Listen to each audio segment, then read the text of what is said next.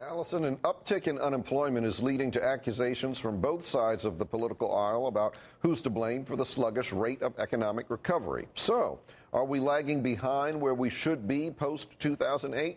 Joining us now is Michael Shank. He is Vice President of U.S. Operations at the Institute for Economics and Peace, a nonpartisan, nonprofit research group. Thanks for coming in. Thanks for having me. Big questions right there. Let me the first one, the unemployment numbers Friday, bad numbers.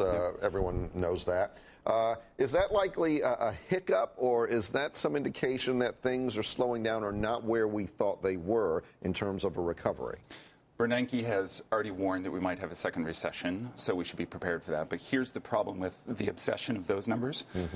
69,000 jobs, 8.2% unemployment. There's a much bigger issue that's not being addressed. 15% unemployed, underemployed, or permanently departed from the workforce. We should focus on that. But even bigger than that, if they were to focus on that, that would be a good trend. But even bigger than that, according to a census survey just in the last 6 months, we've got 1 out of every 2 Americans living in poverty or low income. So that's 50 million in poverty, 100 million in low income. We need to address that. Past, present, and future policies are only going to exacerbate that trend. We have the highest poverty, highest inequality rates since World War II, Great Depression. Let's talk about that. Past policies that have exacerbated, bipartisan, Republican, Democrats, both doing it. Tax policy, capital gains favoring the rich. So that's non-labor income that's being taxed at 10 to 15%. Trade policy, we've outsourced everything. The only way to reverse that trend is to really focus on Make It in America, maybe a green economy. And then third, in terms of wage labor policy, our minimum wage now is lower, of course adjusted for inflation, than it was in the late 60s. So for much of working class America, the minimum wage has stagnated for the last 40 years. Until we address those policies, and that's, again, Republican and Democrat responsible for that, we're going to see the gap grow bigger, likelihood of new recession. Present regulation.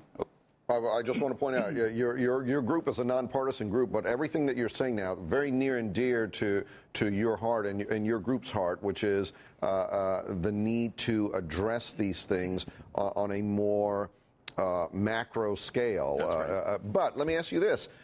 Does our political, the White House, the Congress, whatever, do they lack the political will to deal with these things on that scale? I think all of Congress and the administration, whether it's Obama, whether it will be Romney this November, lack the political will. And here's a couple other things where they're lacking the political will. On regulation, in terms of regulating the banks, the too big to fail. Dodd-Frank, it's not being employed. Only a third of the rules of Dodd-Frank have actually been implemented.